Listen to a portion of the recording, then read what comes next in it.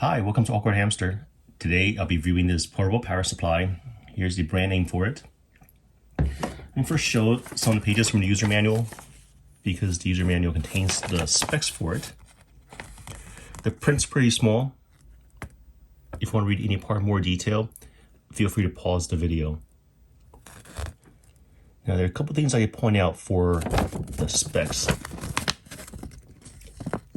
There's a 400 watt rating with 600 watt peak, lithium ion battery inside,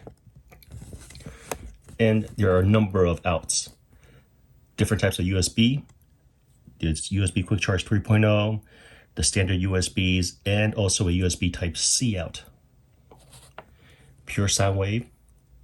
That way it allows me to plug in sensitive electronics such as my computers, and it offers a number of protections. Now, over here we see that it's capable of using the 12 volt out, but in the package it did not come with any 12 volt adapter. The 12 volt, like the car cigarette port type of adapter, those would need to be purchased separately. But instead, it did come with the MC4 cable adapter. Here's some information on the LEDs. It's also got a built-in very bright flashlight. Now to fully charge the item, it took about, I'll say, 10 to 12 hours to charge it. I let it charge overnight, and then later on in the morning, it stopped charging because, well, it was completely charged. And here's the warranty information. Here's the MC4 cable. Those that have the portable solar panels, this will be very handy on camping trips, or even just if your solar panel is mounted to the top of your vehicle. Well, actually now it can be used to charge this portable power supply. If your vehicle doesn't have a solar panel on top, this can still be charged using the 12 volt cigarette port. Here we have the AC adapter. It is universal. Inputs at 100 to 240 volts, outputs at 19 volt, 3 amps. And the length of this cable is at least 10 feet. On the left, we have the DC out, but if I were to plug in the USB Type-C cable, the DC out automatically turns on. It also supports quick charge and then 2 standard micro USB ports. Any of these can be used to charge an iPad if you have the cable. On this side, still a DC out, but this is the 12 volt I mentioned before. I like the placement of the flashlight because it's on the same side as where I'll plug in my devices. Say it's at nighttime, if I can't see properly, turn on a flashlight, the reflection off myself or my device, I can then plug it in properly. Let's turn this off again. On the back, there's nothing. And on this side here, we have the inputs. The AC input or the 12 volt DC input, and also the input for the solar panels. On the bottom, there are 2 large pads, and also some of the spec information is printed there too. The handle on top is slightly expandable.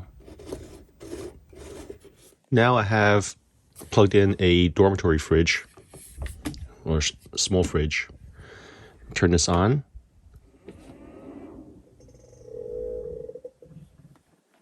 I heard the compressor kick in for just like about a second, then it couldn't kick anymore.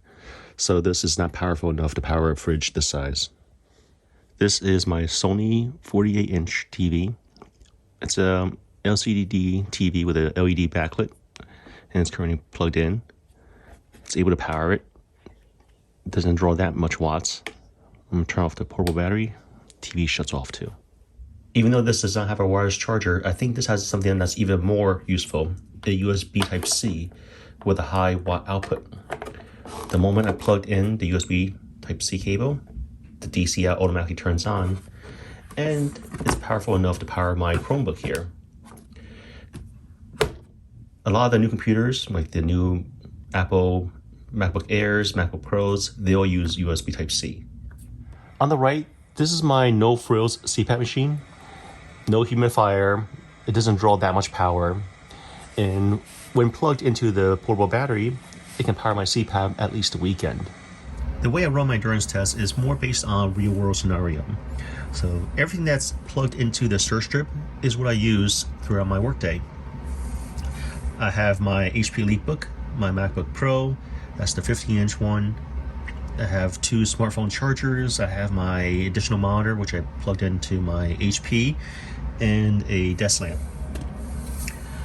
For the EliteBook, it draws 65 watts max. The MacBook Pro, that's maybe turned on half an hour to an hour a day, but most of the time it's the EliteBook that's drawing the most amount of watts. This powered my workstation for at least 10 hours. The light over here is still on. The capacity indicator is depleted. If I press the flashlight button, the flashlight still turns on. And plug in the DC for the USB. There's still enough power in here to power a USB, but not the 110, 120 volt out. To sum up what I tested, this item does offer a larger capacity than the other portable batteries I've tested. This has 380 watt hours. So because there was a little bit more capacity, I plugged in more devices for my test. Besides just running my work Windows computer, I used my other MacBook Pro for half an hour a day. I was able to power my desktop lamp or desk light. I was able to charge 2 of my smartphones when I'm working. And all that has still got me 10 hours. The other portable batteries, I got 10 hours just on the laptop itself. Another thing that I found very convenient is that this has a USB Type-C port. Not just a quick charge, which this is very handy too, but it has a dedicated USB Type-C high watt, 45 watts. This can be used to power my Chromebook, as I showed. This is powerful enough to run a chest cooler or a car refrigerator, but still not powerful enough to run a dorm room sized refrigerator. For the other portable generators, they have the AC input and also the DC input, but they don't provide the MC4, whereas with this one, they do. It's great that the flashlight is on the same side as the AC inputs. As for the NC inputs, they both support the 3-prong connectors. One thing I didn't like was that it did not come with any DC 12-volt adapter. They're telling that it can support up to 4, and yet they did not even provide one adapter. I'm not quite sure how much the adapters cost. Now, overall, I still like this item a lot. It offers great value for the money. It's being sold on Amazon for about $280. There's a coupon that can be clipped. This unit was provided for review. I'll place the link below. If you guys have any questions, comments, suggestions, feel free to contact me. Thanks for watching AwkwardHamster. Bye.